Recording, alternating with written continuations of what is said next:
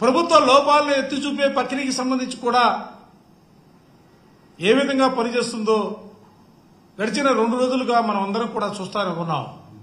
అదే విధమైనటువంటి రీతిలో అసెంబ్లీలో కూడా ప్రధాన ప్రతిపక్షంగా ప్రభుత్వ తప్పులను ఎత్తి చూపాలా, ప్రజా సమస్యల్ని ప్రభుత్వం దృష్టికి తీసుకెళ్లాలనే ఆలోచనతోనే ప్రజా సమస్యల్ని ప్రభుత్వం దృష్టికి తీసుకెళ్లాలనే ఆలోచనతోనే ఇవాళ ప్రధాన ప్రతిపక్షంగా మమ్మల్ని గుర్తించమని వైఎస్ఆర్ కాంగ్రెస్ పార్టీ కోరుతున్నటువంటి అంశాన్ని ప్రత్యేకంగా నేను ఇవాళ ప్రజానికాన్ని కూడా గమనించమని చెప్పి నేను కోరుతా ఉన్నా.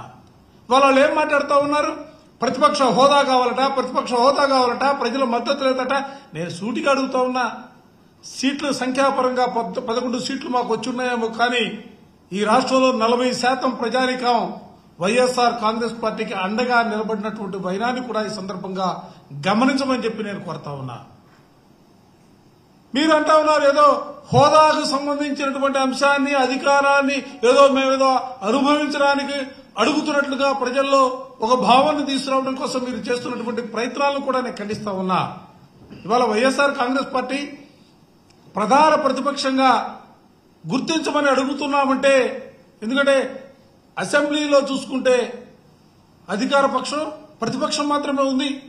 అధికార పక్షంలో తెలుగుదేశం పార్టీ, జనసేన, భారతీయ జనతా పార్టీలు ముగ్గురు కూడా ప్రభుత్వంలో భాగస్వాములుగా ఉన్నారు. ఇక 4వ పార్టీ వైఎస్ఆర్ కాంగ్రెస్ పార్టీయే. అందుకే వైఎస్ఆర్ కాంగ్రెస్ పార్టీ ప్రభుత్వాన్ని నిలదీయడానికి సంబంధించి, ప్రభుత్వం తప్పులు చేస్తుంటే ఎత్తి చూపడానికి సంబంధించి, ప్రజా సమస్యల్ని ప్రతిబింబించడానికి సంబంధించి ఇవాళ ప్రధాన ప్రతిపక్షంగా గుర్తించమని చెప్పి మేము కోరుతా ఉంటే దానికి వక్ర భాష్యాలు మాట్లాడుతూ ఉన్నారు. మాకు అధికారమే కొత్త కాదు. మా నాయకుడు ఈ రాష్ట్రంలో 5 సంవత్సరాల పాటు ముఖ్యమంత్రిగా పనిచేసినటువంటి పరిస్థితులున్నాయి. అంతకుముందు కూడా ప్రధానమైనటువంటి ప్రతిపక్ష నాయకుడిగా పనిచేసినటువంటి పరిస్థితులున్నాయి. మేమే అధికారం కోసం ఆరాటపట్ల మీరిచ్చే జీతబత్యాలో లేకపోతే మీరిచ్చే కారులో హోదాను అడ్డు కోరుకోవటంలా.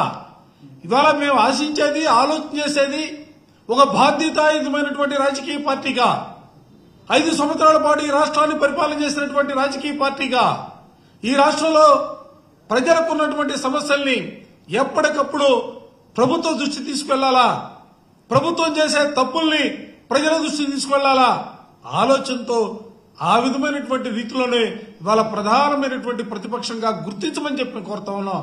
హోదా గురించి మేము ఆరాటపడతలా, ప్రతిపక్షంగా మాత్రమే గుర్తించాలని కోరుతా ఉన్నాం.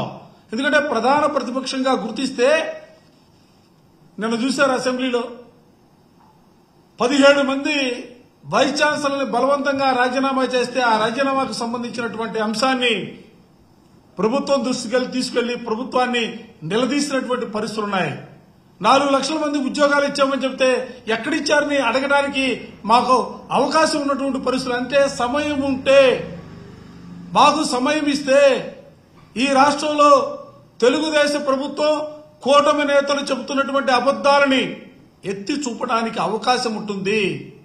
దానికోసమే వైఎస్ఆర్ కాంగ్రెస్ పార్టీ, మా ప్రీతమ నాయకులు జగన్మోహన్ రెడ్డి గారు ప్రధాన ప్రతిపక్షంగా గుర్తించమని కోరుతున్నారే తప్ప ఏదో హోదాకు సంబంధించి కాదన్న అంశాన్ని కూడా రాష్ట్ర ప్రజానికం గమనించాలని చెప్పి నేను ఈ సందర్భంగా విజ్ఞప్తి చేస్తా ఉన్నా. పదే చెబుతా ఉంటారు 10% సీట్లు రావాలి, 10% సీట్లు రావాలి. ఏం చెబుతోంది చట్టం? 1977 1977 పార్లమెంట్ యాక్ట్ చెబుతా ఉంది. సంఖ్యతో సంబంధం లేదు. ఆయా సభల్లో ఉన్నటువంటి ప్రధానమైనటువంటి రాజకీయ పార్టీలను దృష్టిలో పెట్టుకుని, ఎందుకంటే ఒక పక్క అధికార పక్షం ఉంటే మరో పక్క ప్రతిపక్షం ఉంటుంది. చట్టం చాలా స్పష్టంగా చెబుతా ఉంది.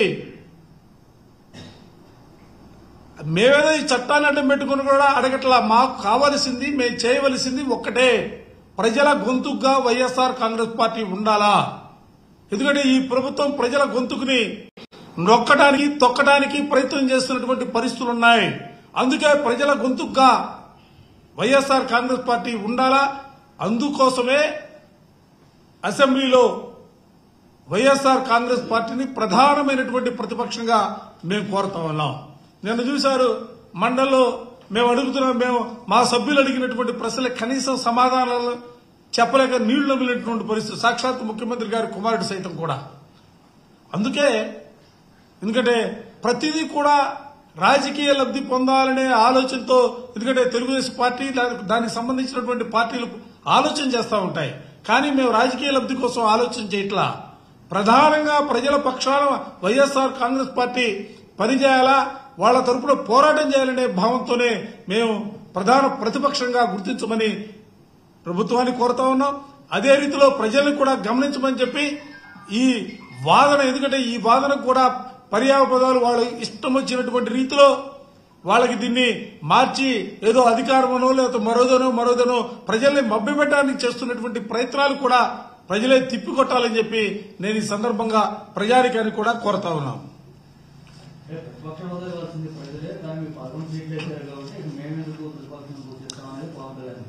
చట్టంలో ఎక్కడా కూడా ప్రతిపక్షానికి 10% సీట్లు రావలేదు. నేను చట్టం గురించే మాట్లాడుతూ ఉన్నా.